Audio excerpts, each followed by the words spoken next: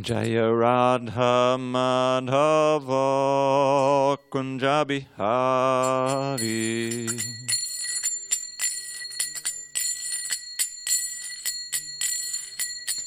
Jaya Radha Madhava Kunja Bihari. Madhava Kunja Bihari. Gopi Janavalabha Giridharadhari. Giridharadhari. Gopi Janavalabha Giridharadhari. Gopi Janavalabha Giridharadhari. Yashodanandana Bhajana Randana. Yashodanandana Bhajana Randana. Yamuna Tira Vanachari. Yamuna Tira Vanachari.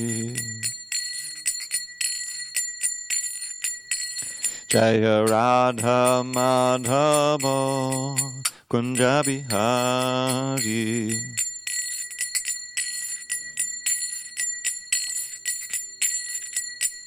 Jaya Radha Madhava Kunja Bihari.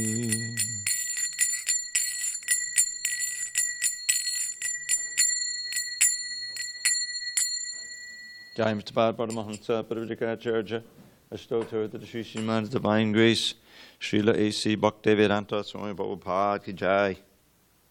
ISKCON BBT Founder Acharya Srila Prabhupada Ki Jai.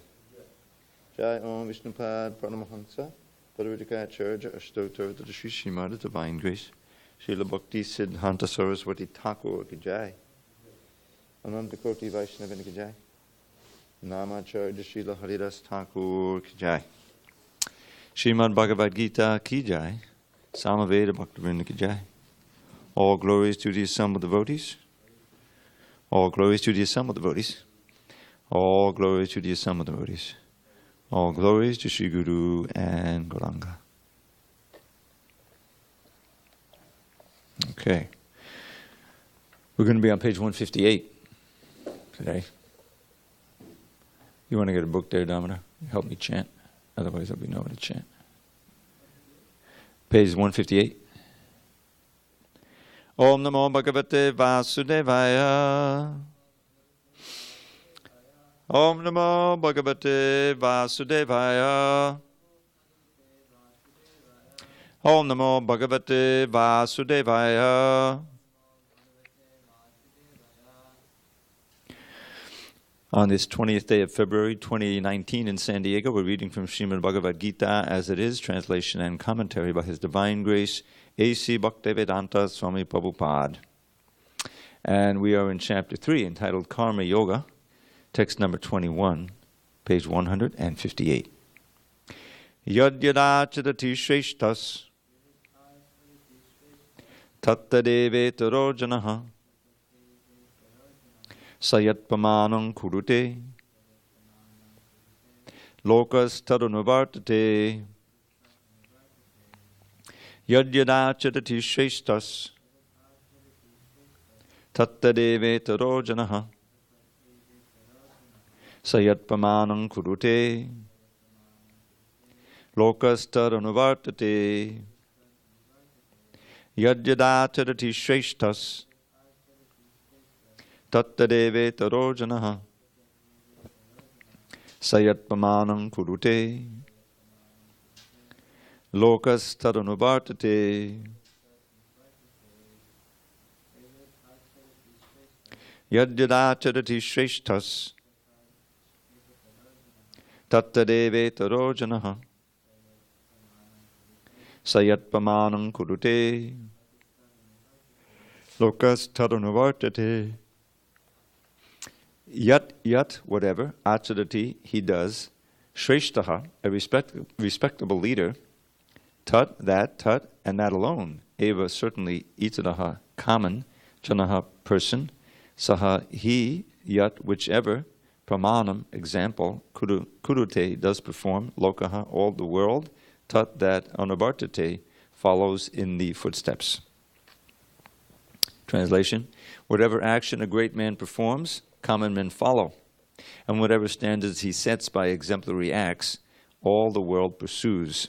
Purport: people in general always require a leader who can teach the public by practical behavior. A leader cannot teach the public to stop smoking if he himself smokes. Lord Chaitanya said that a teacher should behave properly before he begins teaching. One who teaches in that way is called acharya, or the ideal teacher. Therefore, a teacher must follow the principles of Shastra, scripture, to teach the common man. The teacher cannot manufacture rules against the principles of revealed scriptures. The revealed scriptures, like the Manu Samhita and similar others, are considered the standard books to be followed by human society.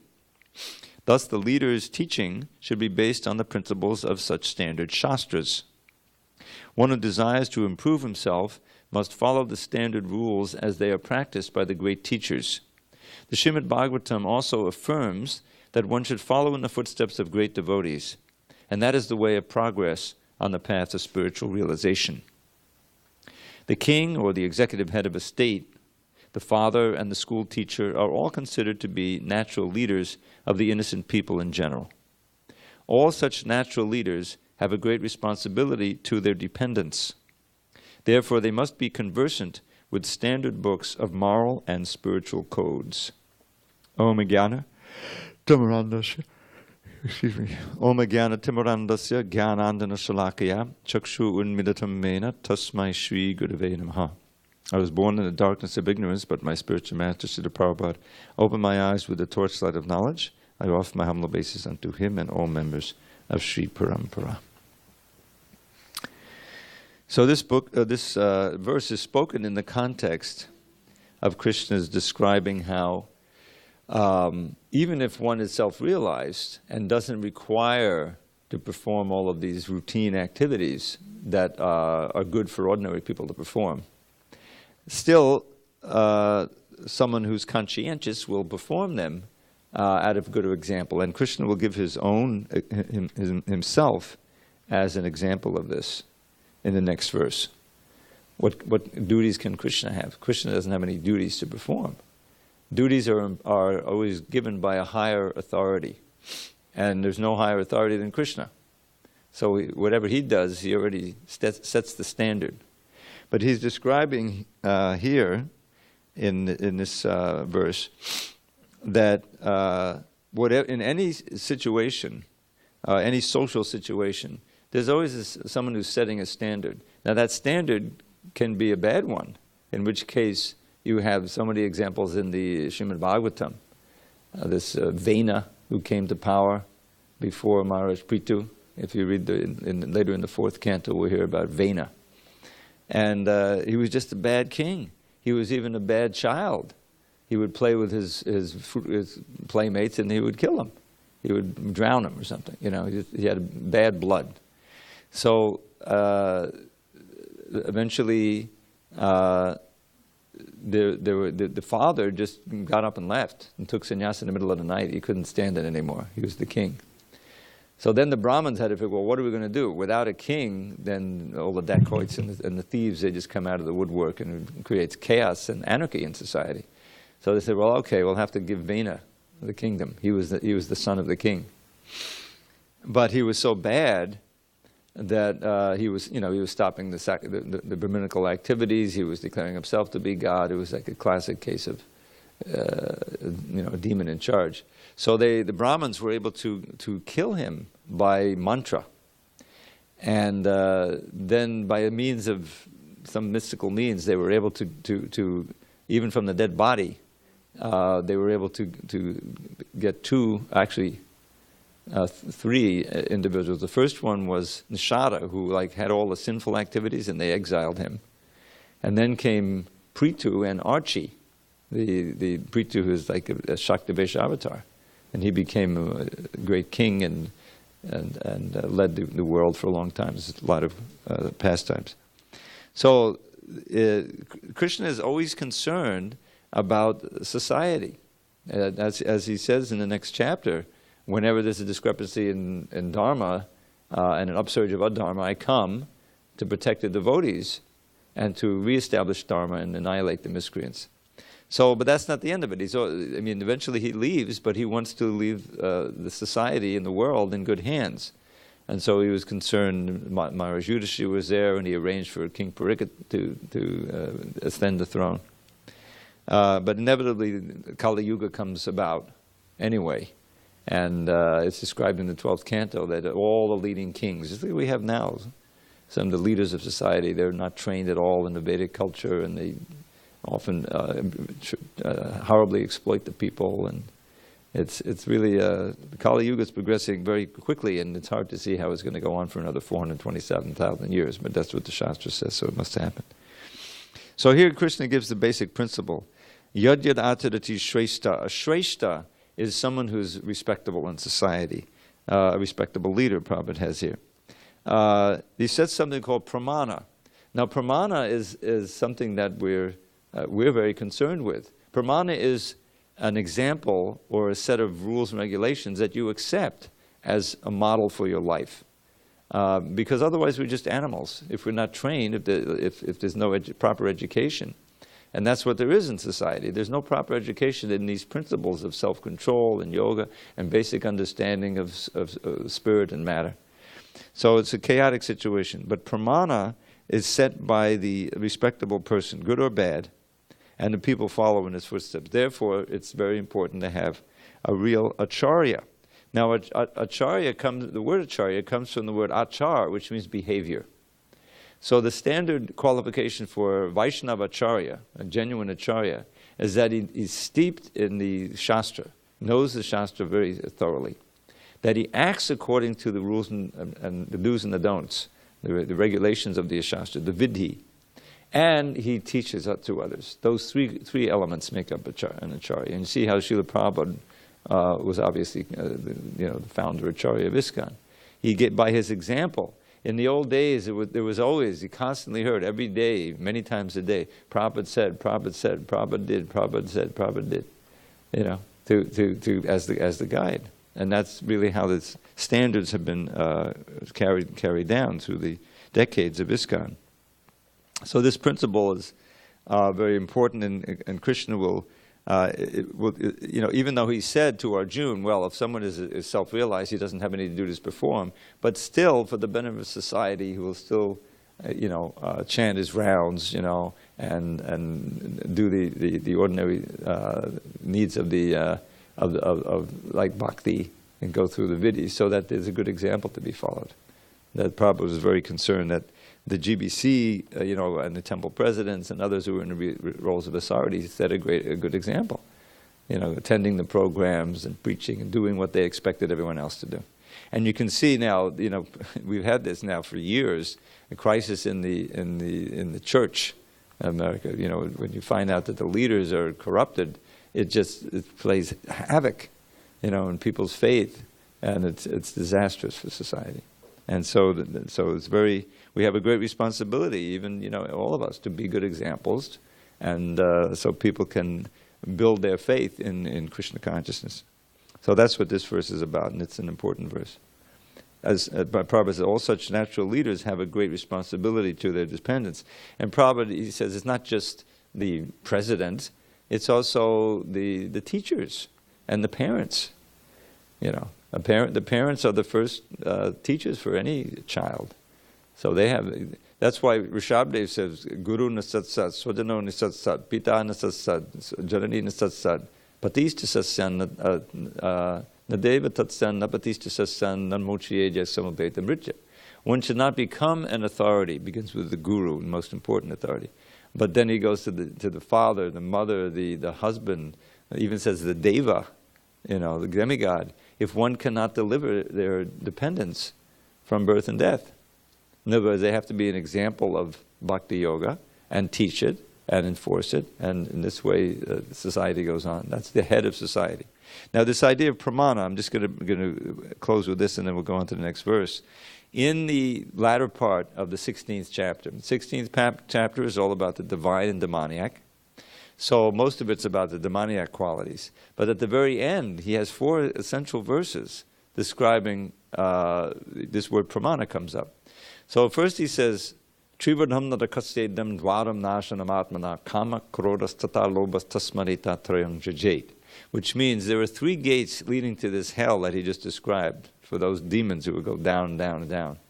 So there's 3 gates leading to that: lust, anger, and greed. He says, Trivadham nadakase. Naraka means hell. So then he says, Eta avamukta konteya tamo dvarais chibirnadaha acharat yatmanakshayas tato yati padam gatim. Now, you may or may not notice that the word acharati comes in there, and the word shreya, which is related to shreshta, comes in.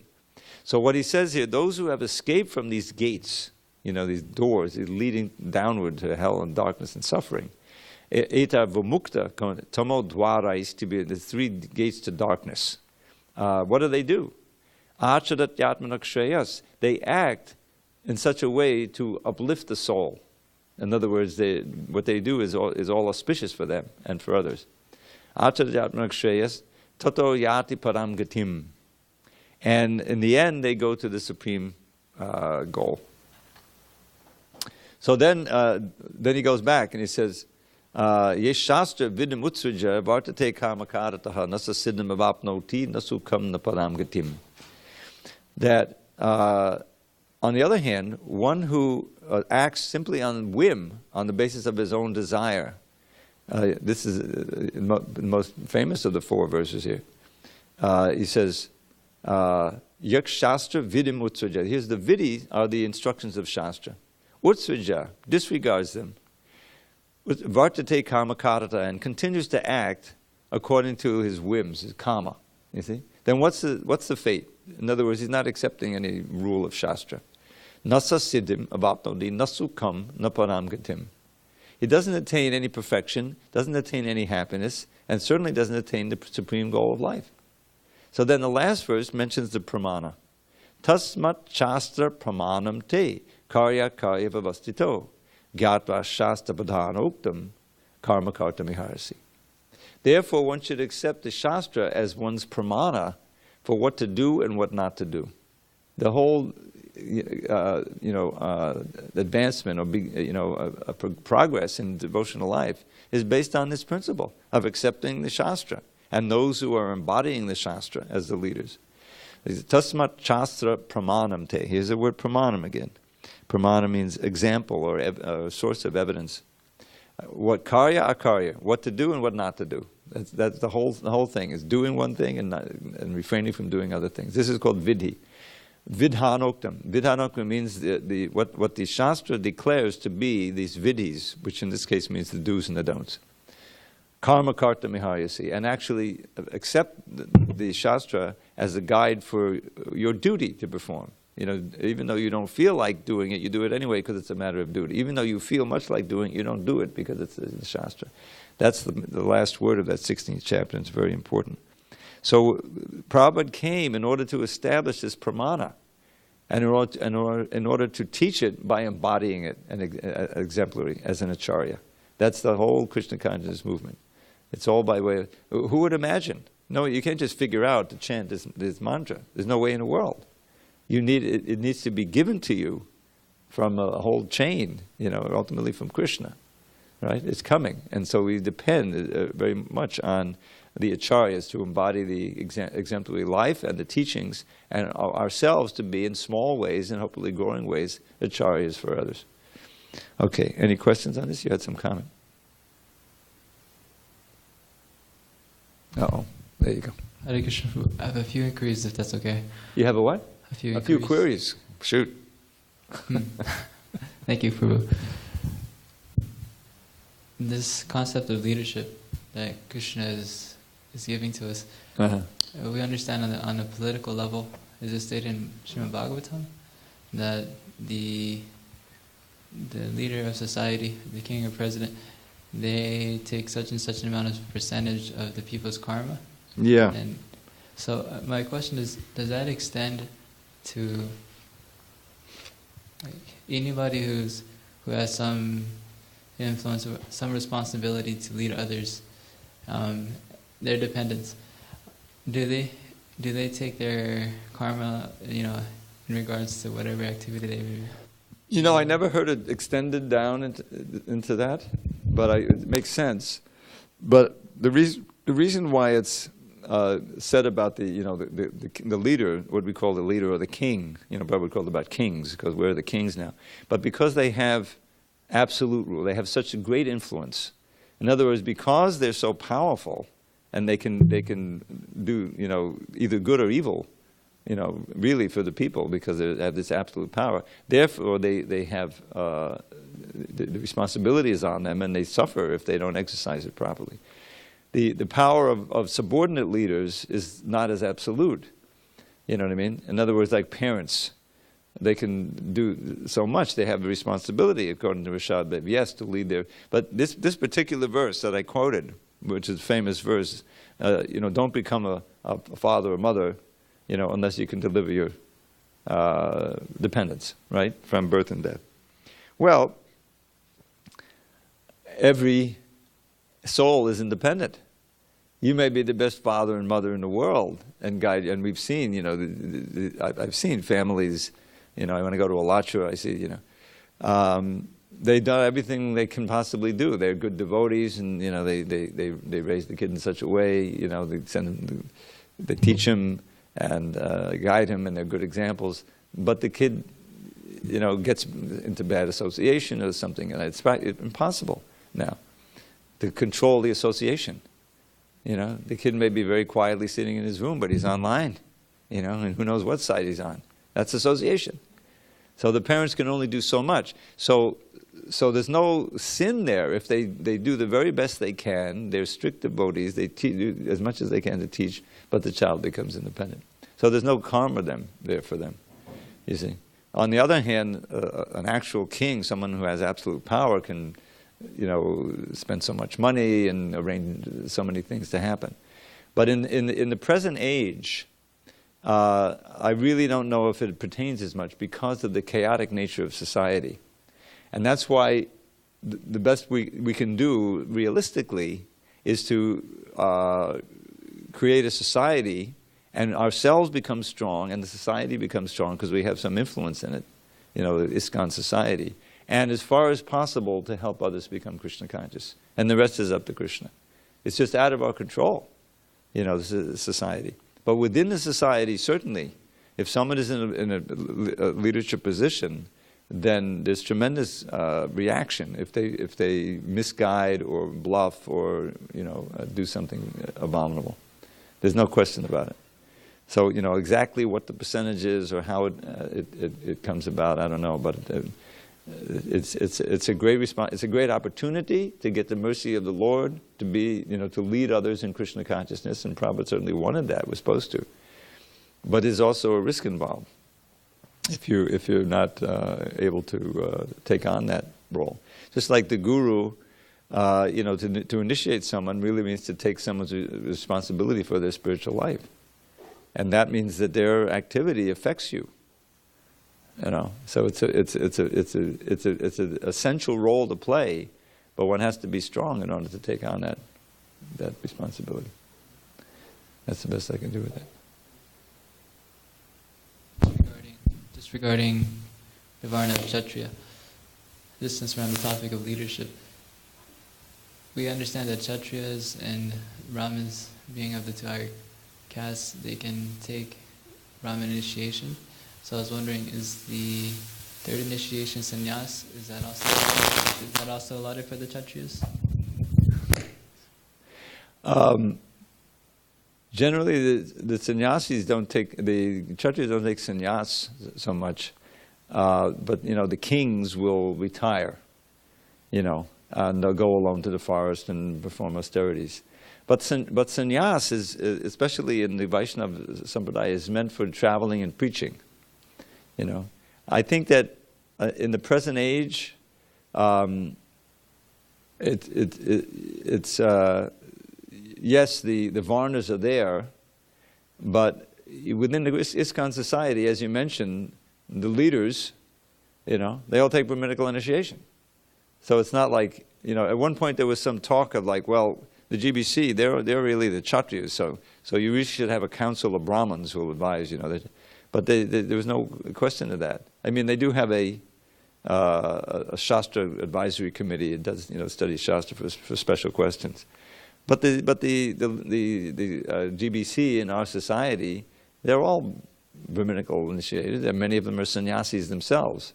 So the traditional roles that you find in that is talked about, where you have you get married at 25, and then for 25 years you have children, and then at 50 you take vanaprastha, and the elder son.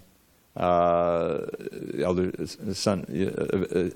sons are there, and then at a certain age, you send the wife back home, and she's taken care of by the elder son, and then you take sannyas. Well, that's very rare that you find that. Hare Krishna. What's going on out there?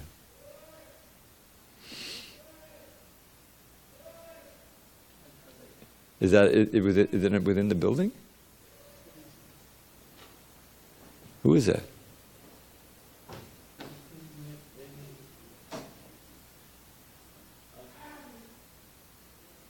Somebody walked in. There's nobody here.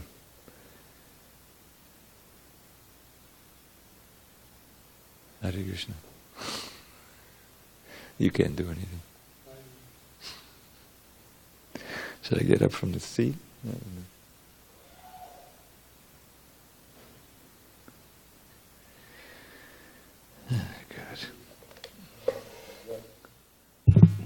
Just walked in and went in. It's so cold out there.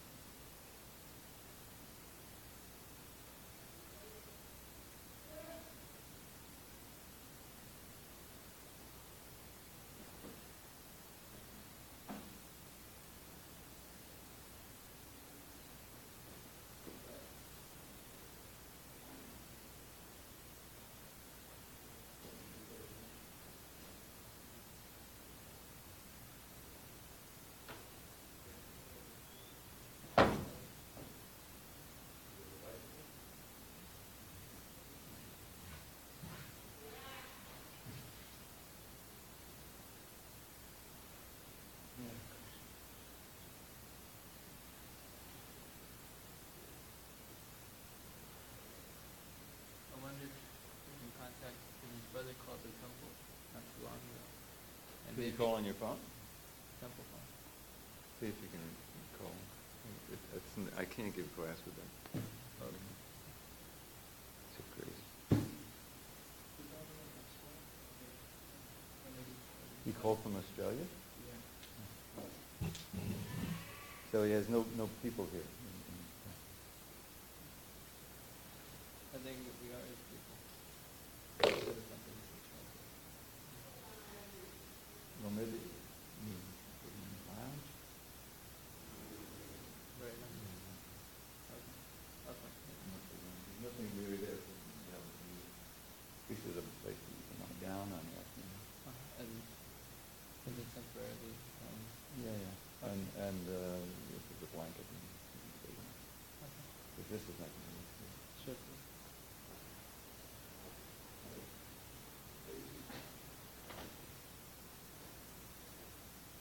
Yeah. Whenever we, you have here my classes, so we have this sign from Sarah goes first.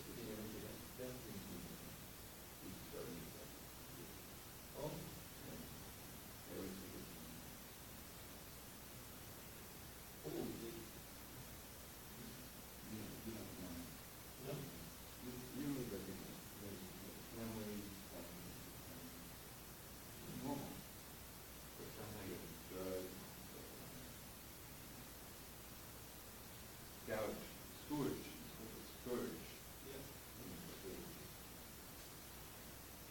Anyway, sorry.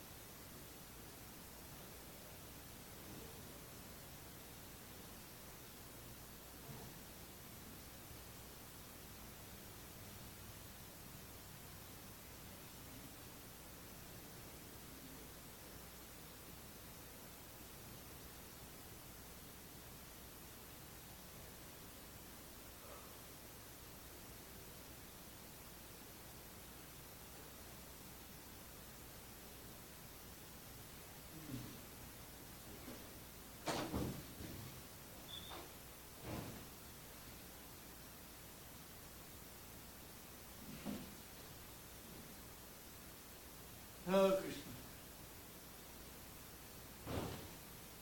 All right, let's read a few more verses.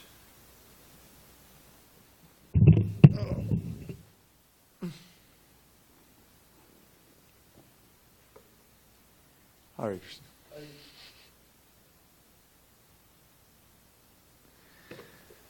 All right, text 22. Namai partasti kartavyam tishaloke kinchana nanabapam avaptavyam varta eva cha karmani. O son of Pritha, there is no work prescribed for me within all the three planetary systems. Nor am I in want of anything, nor have I a need to obtain anything. And yet, I am engaged in prescribed duties. Purport. The Supreme Personality of Godhead is described in the Vedic literatures as follows. Tamishwaranam padamam maheshwaram, tam devatanam padamam chadaivatam, patim patinam padamam parastad, vidam devam bhuvaneshamidyam, natasya karyam karanam cha vidyate, natatsamasjabdyadikascha drishyate, parasya shakti vibadhaya vashuyate, swabhaviki jnana balakriyacha. The Supreme Lord is the controller of all other controllers, and He is the greatest of all the diverse planetary leaders. Everyone is under His control. All entities are delegated with particular power only by the Supreme Lord. They are not supreme themselves. He is also worshipable by all demigods and is the supreme director of all directors. Therefore, he is transcendental to all kinds of material leaders and controllers and is worshipable by all. There is no one greater than him, and he is the supreme cause of all causes. He does not possess a bodily form like that of an ordinary living entity. There is no difference between his body and his soul. He is absolute. All his senses are transcendental. Any one of his senses can perform the action of any other sense. Therefore, no one is greater than him or equal to him. His potencies are multifarious, and thus his deeds are automatically performed as a natural sequence. Shvetashvatara Upanishad 6-7-8. Since everything is in full opulence in the personality of Godhead and is existing in full truth, there is no duty for the Supreme Personality of Godhead to perform. One who must receive the results of work has some designated duty. But one who has nothing to achieve within the three planetary systems certainly has no duty. And yet, Lord Krishna is engaged on the battlefield of Kurukshetra as the leader of the Kshatriyas, because the Kshatriyas are duty-bound to give protection to the distressed. Although he is above all the regulations of the revealed scriptures, he does not do anything that violates the revealed scriptures. So this is the perfect example of Yadyaracharati Shreshtas, of Krishna showing by his example the necessity of performing duties and being the leader for everybody. Because otherwise, as he says in the next verse, Yadiyaham navarteyam jatu karman yatandvitaha mama vartmana vartante manoshak partasarvashaha. For, if I ever fail to engage in carefully performing prescribed duties, O Partha, certainly all men would follow my path. Purport: in order to keep the balance of social tranquility for progress in spiritual life, there are traditional family usages meant for every civilized man. Although such rules and regulations are for the conditioned souls and not Lord Krishna, because he descended to establish the principles of religion, he followed the prescribed rules. Otherwise, common men would follow in his footsteps, because he is the greatest authority. From the Srimad Bhagavatam, it is understood that Lord Krishna was performing all the religious duties at home and out of home as required of a householder. So that's described in the Krishna book, where you find Narada Muni. He went to many of the palaces of Krishna in Dwarka, and he saw Krishna getting his, he had 10 sons and 1 daughter by every wife, and he was getting them all married. And he's performing this duty and that duty, and he's dutifully going to the sabha and participating in the discussions and running the. So he's taking the role of he wasn't the king, Ugrasen was the king, but he was the leader. And so he's following all these principles.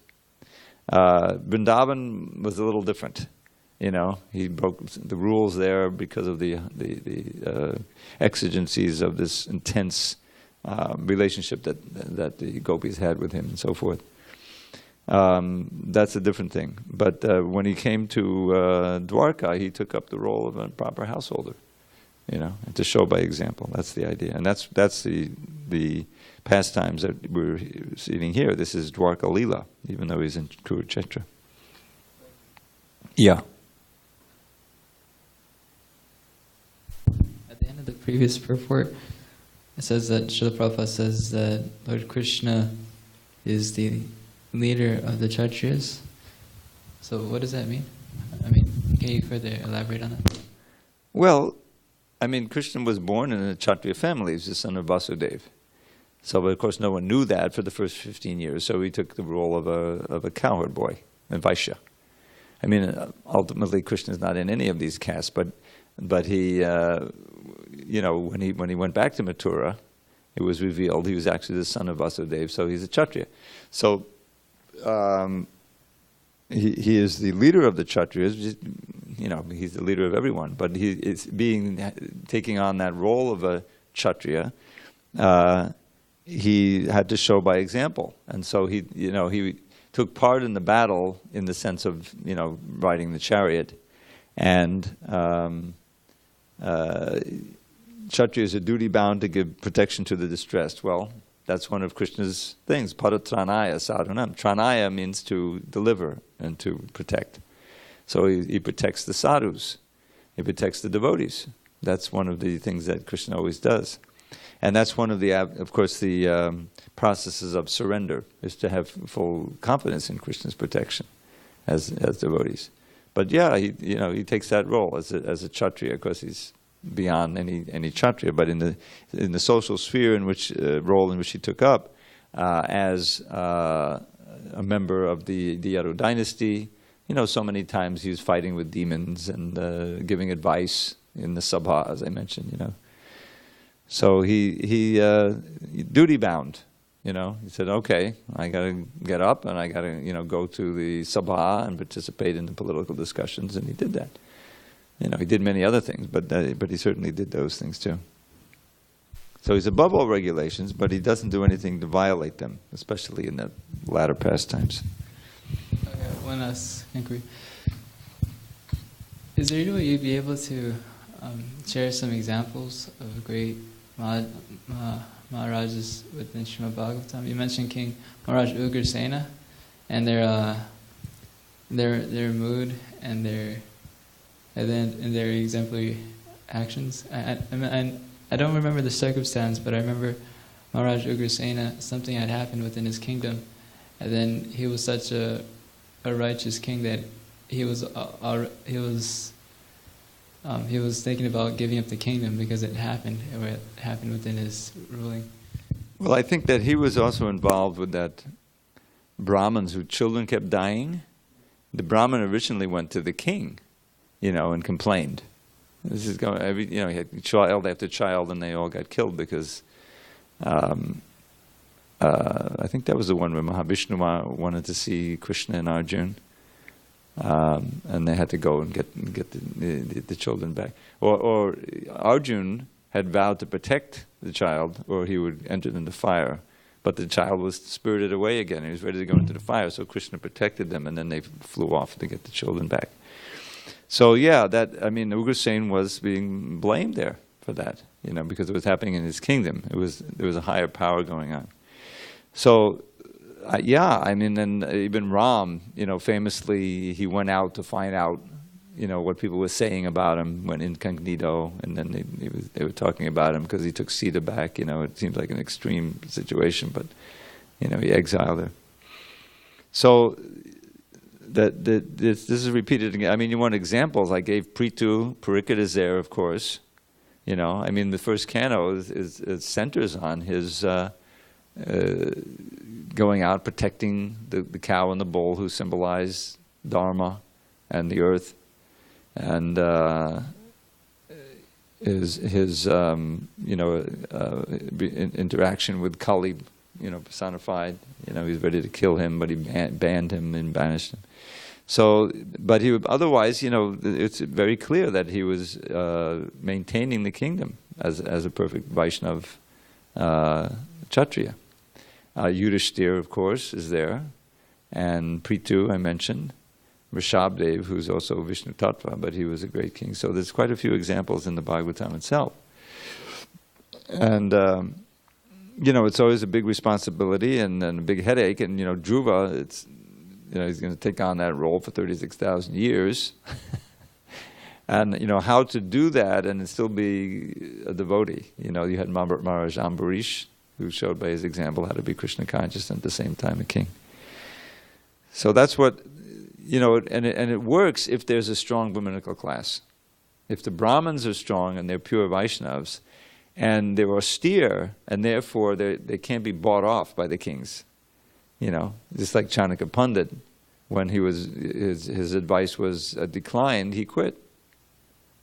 It's not like he says, okay, if I still want the job, the cushy job in the kingdom, then I'll have to compromise No, that's the beginning of the corruption. When the Brahminical class gets corrupted, they get bought off by the Kshatriyas and the Vaishyas, and then you have havoc in society, which is what we have now in modern society. Okay, why don't we read a little Krishna book, and we'll pick up text 24. Yes, 24 on Monday. So we have another chapter, another instance of swallowing the forest fire. Two instances of that.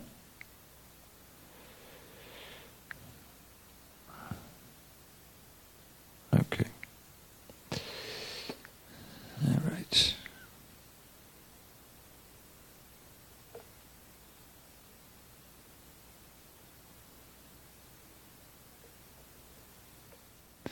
Chapter 19, Devouring the Forest Fire. Okay, so the previous chapter was Pralambasura. So this says, while Krishna and Balaram and their friends were engaged in the pastimes described above. So they were playing, and then Balaram was carried off by Pralambasura a long way away. Then he killed Pralambasura. All the coward boys followed him and, were amazed at the scene. But now what's happening? Where are the cows?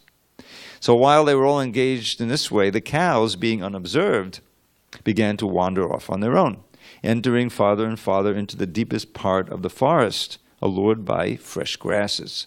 The goats, the cows, and the buffalo traveled from one forest to another and entered the forest known as ISKCON.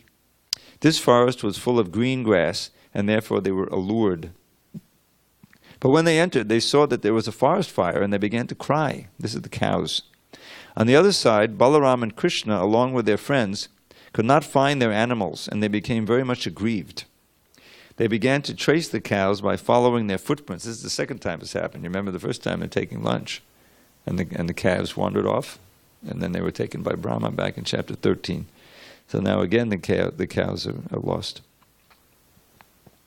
They began to trace the cows by following the footprints as well as the path of eaten grass.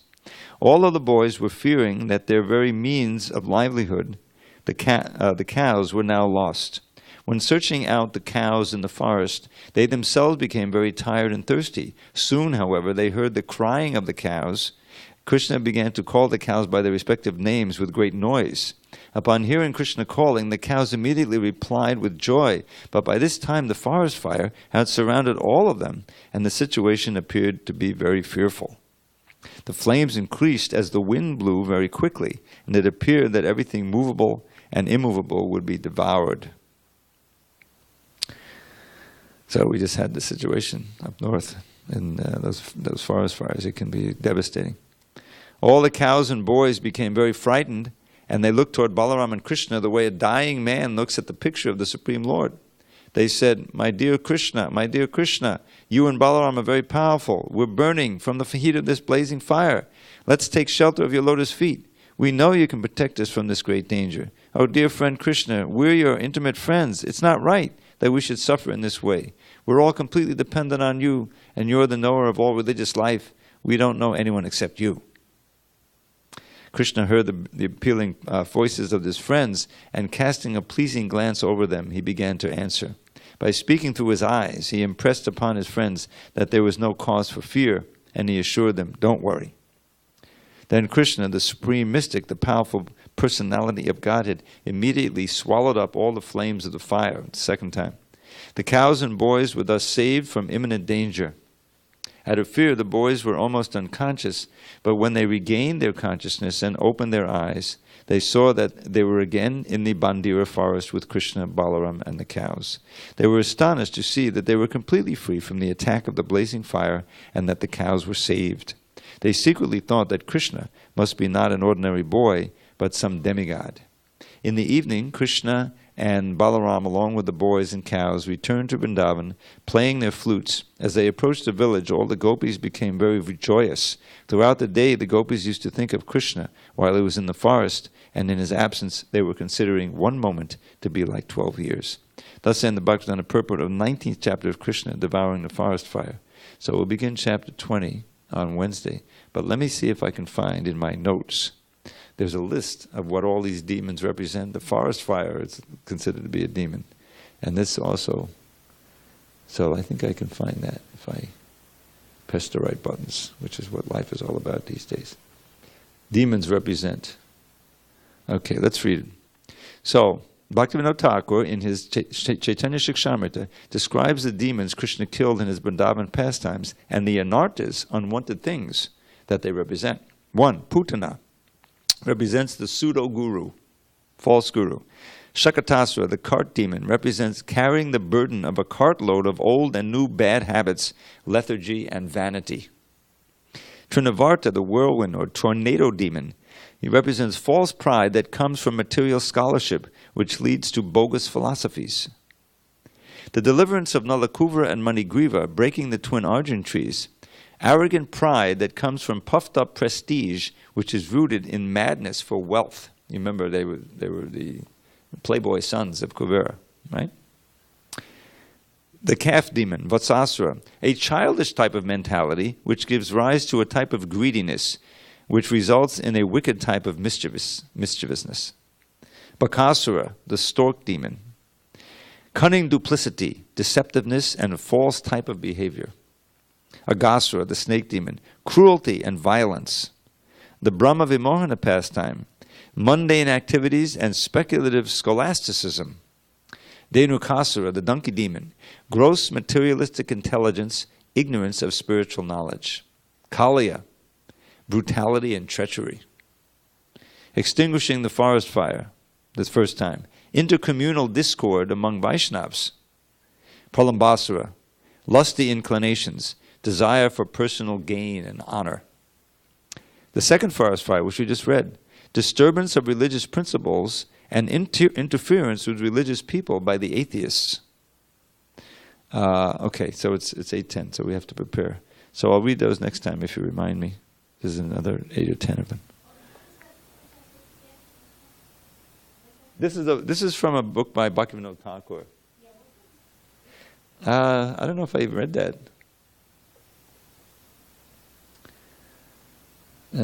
Okay. Oh yeah, Chaitanya Shikshamrita. Yeah, which I may have if you need it. Okay. All glories to Srila Prabhupada.